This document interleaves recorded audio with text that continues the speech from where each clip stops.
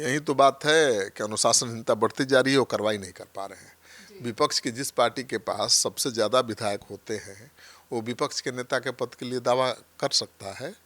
इसके लिए विधानसभा की कुल सीटों का 10% विधायक होना चाहिए। तो 243 विधायकों वाले बिहार विधानसभा है ना, तो इस तरह से आरजेडी को विपक्ष का नेता पद के लिए कम से कम 25 विधायक होने चाहिए और उतने ही विधायक हैं आरजेडी के पास। हाँ, अगर एक भी विधायक छोड़ देगा तो विपक्ष के नेता की कुर्सी खतरे में पड़ जाएगी। क्या तेजस्वी की पार्टी आरजेडी टूटने जा रही है? परिवार में फूट विधायकों की बन नहीं रही और मृत्युंजय ने क्यों कहा कि 16 विधायक टूटने वाले हैं? आइए जानते हैं इस डिबेट में। नमस्कार, आप देख रहे हैं सिटी पोस्ट लाइव। मैं हूं सृष्टि राज। क्या आरजेडी में बड़ी टूट होने वाली है? पहले विधानसभा चुनाव में आरजेडी के समीकरण को असुद्दीन ओवैसी की पार्टी एआईएमआईएम ने बिगाड़ दिया। अब धीरे धीरे कार्यकर्ता और जनता का साथ टूट रहा है और जो 25 विधायक बचे हैं उनमें से भी 15-16 कब छोड़ने वाले हैं ये भी पता नहीं है। अब ये दावा आरजेडी के पूर्व प्रवक्ता मृत्युंजय तिवारी ने ही की थी। अब पहले आरजेडी के प्रवक्ता थे, अब बीजेपी में चले गए हैं। तो आइए जानते हैं चीफ एडिटर श्रीकांत प्रत्युषर से। सर, बांकीपुर के रिजल्ट के बाद तेजस्वी यादव ने जिस तरह से आरजेडी की सभी संगठनात्मक इकाइयों को भंग किया, उससे पार्टी बचाने की उम्मीद जो है उसकी हड़बड़ाहट तेज हो गई है पार्टी में। हाँ बिल्कुल, विधानसभा चुनाव 2025 से पहले और बाद में लालू परिवार में फूट सामने आ गई है और पार्टी पर पकड़ के लिए बड़े भाई तेज प्रताप यादव और बड़ी बहन रोहिणी ने तेजस्वी के खिलाफ बगावत भी की। जून 2025 में लालू ने तेज प्रताप को आरजेडी से 6 साल के लिए निष्कासित कर दिया। तेजस्वी ने पिता के फैसले का समर्थन किया। परिवार की फूट सामने आई और सितंबर 2025 में तेजस्वी के करीबी संजय यादव के पार्टी में बढ़ते प्रभाव को लेकर मतभेद भी सामने आया। रोहिणी आचार्य ने लालू और तेजस्वी को सोशल मीडिया पर अनफॉलो कर दिया। नवंबर 2025 में विधानसभा चुनाव में आरजेडी की करारी हार के अगले दिन रोहिणी ने राजनीति छोड़ने और परिवार से संबंध तोड़ने की घोषणा भी कर दी। तेजस्वी के करीबी लोगों पर गंभीर आरोप लगाए। रोहिणी प्रकरण में लालू परिवार के कई सदस्य उनके साथ खड़े दिखे और मीसा भारती तेजस्वी के पक्ष में नजर आई। तो परिवार से लेकर पार्टी में हर जगह टूट नजर आई, मतभेद नजर आया। सर, लेकिन तेजस्वी हर अहम मौके पर गायब नजर आए, उनका नेतृत्व बहुत कमजोर नजर आया। हाँ बिल्कुल, अगर वो सीरियस रहते तो थोड़े आवाज़ उठती। विपक्ष का नेता होने के बाद भी तेजस्वी यादव काम करने के अपने तरीकों के कारण हमेशा निशाने पर रहे, पार्टी के अंदर भी और पार्टी के बाहर भी। महागठबंधन में शामिल कांग्रेस वामपंथी पार्टियां उनसे खुश नहीं हैं। बीते मानसून सत्र में आरजेडी के नेता विधानसभा में ठीक से बता नहीं पाए कि तेजस्वी क्यों गायब हैं। हाँ, तेजस्वी विपक्ष के नेता होने के बावजूद भी मानसून सत्र से गायब रहे। सदन विपक्षी दलों के विधायकों का नेतृत्व करने की जगह यूरोप में उन्होंने छुट्टी मनाई और बांकीपुर में उपचुनाव था। जनसुराज के प्रशांत किशोर मैदान में उतरे हुए थे।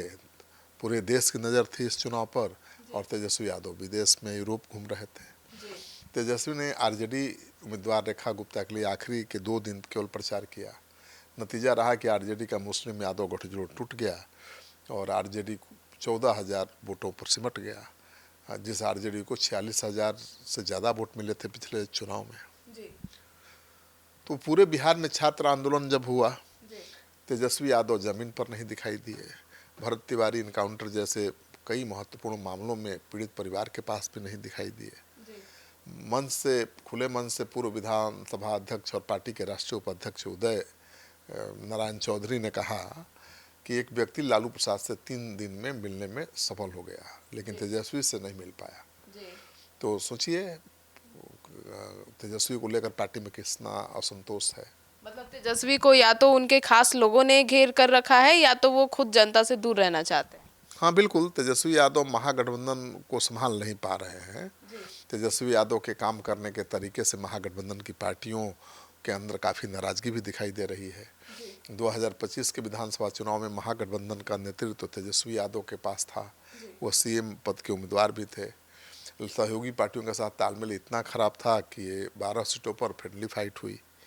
मार्च 2026 में बिहार में राज्यसभा की 5 सीटों के लिए चुनाव हुआ। एक सीट जीतने के लिए 41 विधायकों की ज़रूरत थी। आरजेडी ने एडी सिंह के रूप में एक प्रत्याशी उतारा था। विपक्ष के सभी विधायक वोट दे देते तो आरजेडी के प्रत्याशी जीत जाता, लेकिन महागठबंधन के 4 विधायक वोटिंग करने नहीं आए। इसमें से 3 तो कांग्रेस के थे और एक आरजेडी का था। बांकीपुर विधानसभा उपचुनाव के वक्त कांग्रेस ने महागठबंधन से जनसुराज के प्रशांत किशोर को समर्थन देने की अपील भी की। कांग्रेस नेता ऋषि मिश्रा ने कहा कि प्रशांत को विपक्ष के उम्मीदवार के रूप में समर्थन देना चाहिए। यहाँ तक कि भाई वीरेंद्र ने भी कह दिया कि महागठबंधन का एक उम्मीदवार, साझा उम्मीदवार होना चाहिए था जी। लेकिन तेजस्वी यादव नहीं माने और अपना उम्मीदवार भी उतार दिया। जी। तो महागठबंधन की पार्टियों के बीच ऐसी दरार है कि ये मिलकर कोई बड़ा आंदोलन भी नहीं कर पा रहा है। कोई उनके साथ खड़ा दिखाई नहीं दे रहा है, न कांग्रेस न वाम दल, कोई नहीं है। सर, तो ऐसे में तेजस्वी यादव के जो वोट बैंक है यादव मुस्लिम, उसमें भी टूट नजर आ रही है। तो बांकीपुर चुनाव का मतलब क्या है?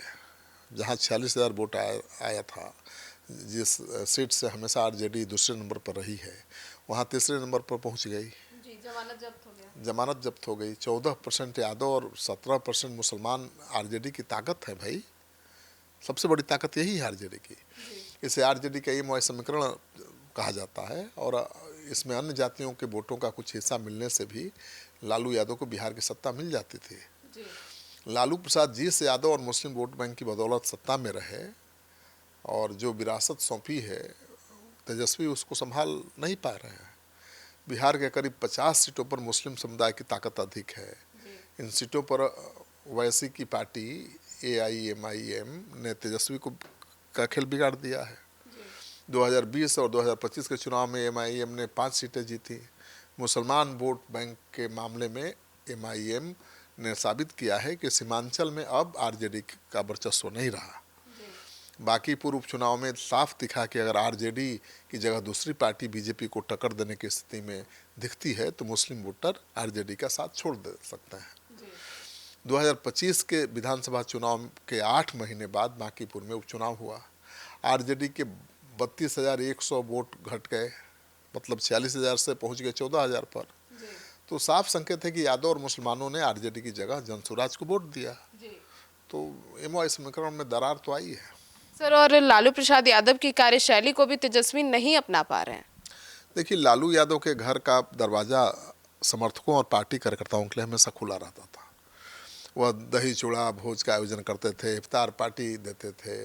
तेजस्वी की कार्यशैली से ये सारी बातें ख़त्म हैं, बाहर हैं।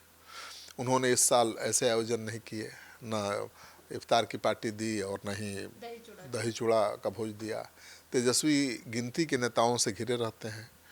पार्टी में स्थिति वन मैन शो जैसी हो गई है। लालू के समय भी वन मैन शो होता था, लेकिन तब पार्टी में रघुवंश प्रसाद सिंह, जगदानंद सिंह, ठीक है, और रमई राम जैसे बड़े नेता भी हुआ करते थे। आरजेडी के अंदर अनुशासन की घोर कमी दिखाई दे रही है।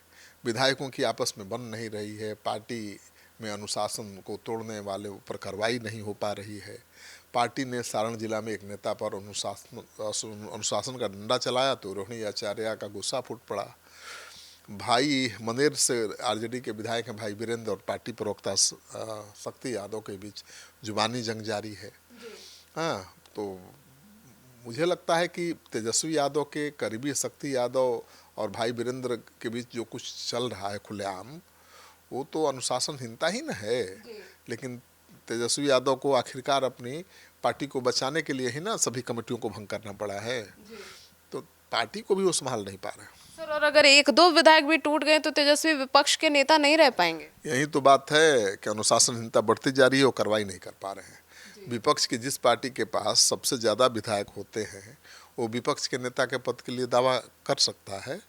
इसके लिए विधानसभा की कुल सीटों का 10% विधायक होना चाहिए। तो 243 विधायकों वाले बिहार विधानसभा है ना, तो इस तरह से आरजेडी को विपक्ष का नेता पद के लिए कम से कम 25 विधायक होने चाहिए और उतने ही विधायक हैं आरजेडी के पास। अगर एक भी विधायक छोड़ देगा तो विपक्ष के नेता की कुर्सी खतरे में पड़ जाएगी। ठीक है, अगर 1-2 विधायक भी टूट गए तो तेजस्वी यादव कहाँ के रहेंगे? कहीं के नहीं रहेंगे। तो माले विधायक संदीप सौरभ ने हाल ही में बयान दिया था कि तेजस्वी यादव बिहार की राजनीति से आउट हो चुके हैं।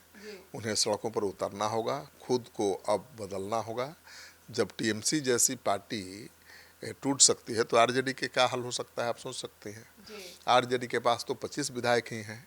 सत्ता की पार्टी के पास बहुत तरह की जगह होती है ना, सत्ताधारी दल के पास विधायकों को एडजस्ट करने के लिए बहुत तरह के पद होते हैं, बहुत तरह की योजनाएं होती हैं जो विपक्ष के पास नहीं होती।